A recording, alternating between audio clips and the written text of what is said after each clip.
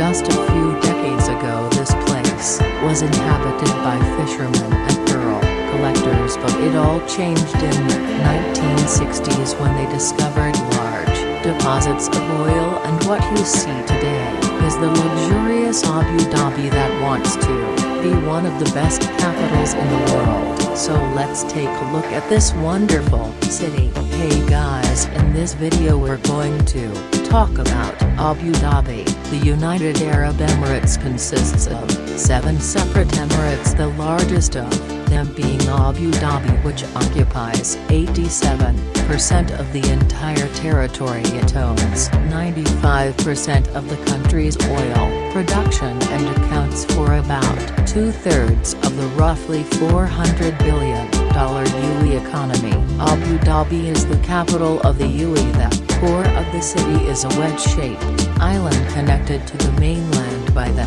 bridges. The wide end of the wedge forms the city center with the Corniche promenade run along the coast. The city features modern skyscrapers and opulent shopping malls, large gardens, parks and green boulevards all line in the city streets. How is it possible to keep the city so green, especially in the desert? Right, you need a lot of water. There are 2 sources of water available here: desalinated seawater and groundwater.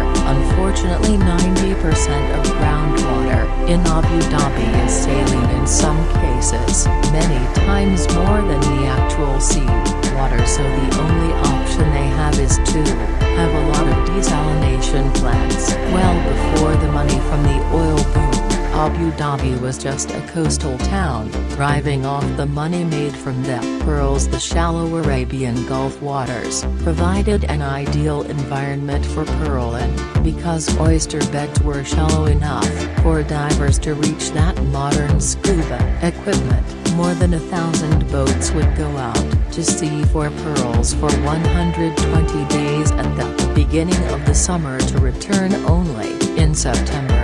Eventually the pearl industry came to an end because Japan learned to cultivate artificial pearls. Luckily everything changed in 1958 when oil was discovered, and it is from this period that the development of modern Abu Dhabi begins. In 1971, 7 kingdoms united into one state of the UAE. Abu Dhabi became the capital and Sheikh Zayed bin Sultan became the first president. Today Abu Dhabi holds 9% of the world's proven oil reserves and 5% of the world's natural gas. You'll see headquarters of numerous oil companies in the city like EDNOC, which stands for Abu Dhabi National Oil Company. It's one of the world's largest energy companies, but it's not just oil. They have a full-scale industrial complex, cement plants, pipe rolling plants and building materials factories, much more. Population is growing fast. In 2013 it was 921,000. In 2018 it was already 1,450,000. Locals make up just about 20% of the population. The rest are foreigners, while highly skilled professionals that mostly come from Europe and the US get high salaries. Regular jobs don't really pay that much. Say a taxi driver makes about $600 or $800 a month, but it's still a lot of money for people coming from Pakistan, Bangladesh, Nigeria and Uganda. Gerald, hi, how are you? Good. Where do you come from? I come from Uganda. Right. Do you like live in Abu Dhabi? Yeah, I like it. This is very safe. Is it difficult to drive in Abu Dhabi? It's difficult for new drivers, but when you get used it's very easy. You know, Abdullah, is not so much complicated. The roads are destroyed. What about the fines? What if you're caught speeding? Like, how much is a fine? Of course you have to take the fines. The fines are so huge here. Give me an example. Like now, if you overspeed, if you go above the speed limits, the flying starts from the 300 draft. Okay, and and it goes up to 1,000 plus depending how fast. Wow, thanks. UAE nationals receive a lot of perks from the government. For example, that newlyweds will normally receive a landlord for building a house and at least $20,000 as a gift. For outstanding students, the state will cover the tuition at any university in the world. It is also not unusual for the government to be so generous as to settle the debt owned by the nationals. Below, the country is now implementing the Abu Dhabi 2030 Economic Vision Plan. Part of that plan is to grow local professionals that would be able to compete with the expats for high-ranking positions. The goal is to replace 75% of managers and engineers with UAE nationals by 2030, so they know that education is paramount. There's a number of international schools including government-sponsored New York University, Master Institute of Science and Technology and others. Abu Dhabi has a hot desert climate and it never rains well almost. In the summer between May and September, it's hot and humid and feels like a sauna, with temperatures in many days over 40 degrees Celsius, that is 104 Fahrenheit. Now it doesn't come as a surprise that it gets really hot during the summer in this country, so how can you get away from the heat? Well, you can use a bus stop which is air conditioned. How convenient. I feel so much better now. The best time to visit the city is in the so-called winter season from November till March. Now let's take a look at different parts of the city. The best place to start is the Abu Dhabi Carnage, which is a promenade that stretches for 8 kilometers along the waterfront, and it's home to many hotels and malls, making it a desirable place to live.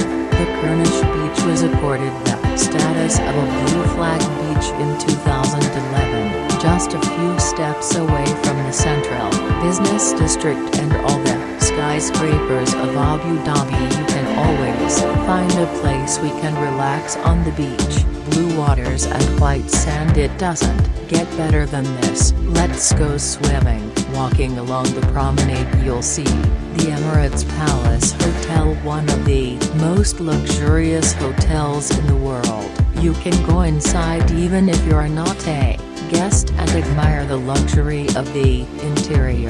One of the most iconic features of the hotel is the dome in its atrium, the most impressive part of which is the 22-carat gold leaf that covers the inside of it. Known as the third most expensive hotel in the world to build, the Emirates Palace cost $3 billion to construct. That's almost twice as expensive as Burj Khalifa in Dubai. It will cost you around $400 a night if you want to stay at this luxurious record-breaking hotel. Opposite the hotel you'll see Etihad Towers, which is graceful complex of 5 skyscrapers with residential apartments, offices and hotels. Did you know that the Etihad Towers and the Emirates Palace Hotel were used as filming locations for the movie Furious 7, in which cars rush through the building and smash through the windows of the towers? At the end of the Carnage Road you will see the Presidential Palace. It's set on 150 hectares and it includes in palace and many gardens. It probably doesn't come as a surprise that you're going to see a lot of nice cars on the city streets. Now let's take a look at some other parts of the city. The city is very much spread out, with most sites concentrated on the central part, Yas Island and Zaria Island. Let's take a look at different parts of the city. For an action-packed day you'll want to head to Yas Island, which was created in 2006 with one thing in mind: entertainment. It is located 40 kilometers away from the city center. Here you will find Ferrari World. It's an amusement park that includes the Guinness Book of World Records fastest roller Formula Rossa, that will take you from 0 to 240 kilometers an hour in just 5 seconds. There's also Yas Marina Circuit, which is a Formula 1 racetrack. Yas Waterworld, Water Park, Warner Brothers World themed park. SeaWorld Abu Dhabi, which is due to open in 2022, and it will be the first SeaWorld outside of the United States. UAE roads are some of the best in the world. No wonder UAE had been #1 when it came to quality of roads in the world for a number of years. The speed limit on freeways is 140 kilometers an hour, but honestly it doesn't really feel that fast because the road surface is great. Although Abu Dhabi is in the desert, the city is making great efforts to preserve its natural resources such as mangroves and turtle nesting spots. Let's take a look at yet another island, Sheikh Island, which is less than a kilometer off the shore of Abu Dhabi city center. I know you've heard of Louvre in Paris, but here you'll find the Louvre Abu Dhabi, which is an art and civilization museum. I'm standing next to Louvre, but I'm not in Paris, France. I'm in Abu Dhabi. Look at the dome. It's made in the form of an artificial web so that the sunlight can get in now. Works of art have been collected from all over the world to bring East and West together. Let's go inside, take a look. It wasn't cheap. The cost of the construction was about 600 million euros. On top of that, 520 million was paid to be associated with a Louvre name. Artworks from around the world are showcased at this museum, with particular focus placed on bridging the gap between Eastern and Western art. Soon the Louvre Abu Dhabi will have the most expensive painting in auction history, Leonardo da Vinci's painting, Salvatore Mundi. It was auctioned for 450 million by Charlie's in November 2017. The mystery buyer turned out to be a Saudi prince who had no history as a major arts collector. He later presented it to the Department of Culture and Tourism of Abu Dhabi. The museum did not disclose whether it expected to receive the painting as a gift, a loan, or rental. Altogether, the planning to invest $27 billion into Saudi Island. Some highly anticipated museums are on the way: Guggenheim Museum and Zayed National Museum. Besides the cultural district, this island will have villas and high-end apartment blocks, and it will be home to about 160,000 residents. This has to be one of the most beautiful mosques in the world. Sheikh Zayed Grand Mosque. This place is large enough to accommodate over 40,000 people. It is surrounded by pools that emphasize its beauty. There are 4 minarets on the 4 corners of the courtyard, which rise about 107 meters in height. The courtyard is 17,000 square meters and is considered to be the largest example of marble mosaic in the world. The carpet in the main prayer hall is the largest in the world. It measures 1,600 square meters and its weight is 35 times everything that would have. And we have the biggest chandelier. Sheikh Zayed Grand Mosque has 7 chandeliers imported from Munich, Germany, that incorporate millions of Swarovski crystals.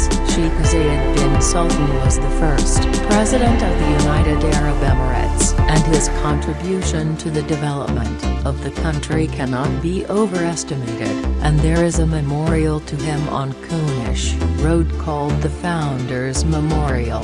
One of the busiest and the most crowded places in the city is the Al Mina Fish Market, which is located in Minnesota Port, and that's one of the largest ports in the Arabian Gulf that can accept up to 5 cruise ships at a time. Here you can choose some of the freshest fish and then have it cooked for you at the nearest restaurant. Wow, how you doing? Very good.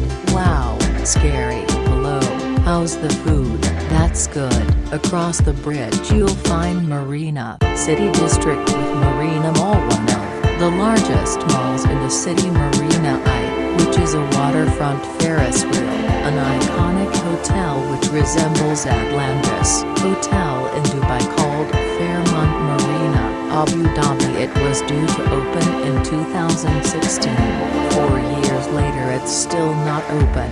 You can also visit Abu Dhabi International Marine Sports Club that hosts local and international sports events. If you want to see a typical Arabian village, then you should visit Heritage Village. This is a fascinating reconstruction of a desert oasis town. It's located in Marina City District. Many people wonder what's going to happen to Abu Dhabi when the oil deposits run out. Here's what Khaldan Al Mubarak, one of the major developers of Abu Dhabi, has to say about this. Quote, "You look at Dubai as an example. Dubai has done a phenomenal job of transforming itself from 40 years ago, highly dependent on oil, to today pretty much a negligible, I would say, depend on oil. So that worked in Abu Dhabi. We've gone from 90% maybe dependence on oil to our GDP to now less than 35%. So it's been a successful strategy, and I think we should continue going down that route." End quote. In a bid to attract tourism and foreign investment, land sales to foreigners were allowed and restrictions on alcohol were loosened. This advertisement says people of all nationalities can buy real estate from us, which makes you wonder, has it not always been this way? Well, apparently not. The idea of diversifying the economy is also seen in Abu Dhabi Economic Vision 2030. According to this plan, the economy should be sustainable and not dependent on any single source of revenue. In September 2019, the construction of UAE's first official synagogue was announced to begin in 2020 as a part of the multi-faith Abrahamic Family House complex in Abu Dhabi. They also held a ceremony to grant licenses to 17 Christian churches and the first ever traditional Hindu temple. They're planning a metro line which will be 130 kilometers long, and it should be open by the end of 2020. What are some cool things to do in the city? Well, you can do some shopping for perfumes. The UAE is famous for its perfumes. This is natural Arabic. It's not like you guys married. Almost, she said. Hello, hi, welcome to our shop. You can have a look, take a walk, or you can shop for some carpets. They love the carpets. There's even a carpet market. Some of them can be very pricey and cost several $1,000s. So this is something that can last for more than 100 years. It does not really have age at all, and in each carpet we could use more than 12 to 13 colors. Where do the locals hang out? Because drinking is not part of the culture. Instead of hidden bars and pubs, they come to fancy coffee shops and nice locations by the water like this one, away from the tourists. What is it like living here for foreigners? Well, first of all, salaries are tax-free. That's great, but you'll be renting while you're staying here, and it's not cheap. A 2-bedroom apartment in a high-end building on the Garnish, for example, will be around $30,000 to $50,000 a year. Another disadvantage is that for some rentals you will have to sign a yearly lease and even pay the rent up front. Alcohol is restricted and is only available at licensed restaurants and bars, and at some hotels foreigners will have to get used to the sound of the call to prayer 5 times a day and dress more conservatively. When it comes to nightlife, Abu Dhabi cannot compete with Dubai, but that's not a problem. In fact, Dubai is just 130 kilometers away, and that's about 90-minute drive, so people go back and forth frequently. I really enjoyed my stay in Abu Dhabi, a modern-day Arabian miracle. Thanks for watching, guys, and let me know what you think in the comments.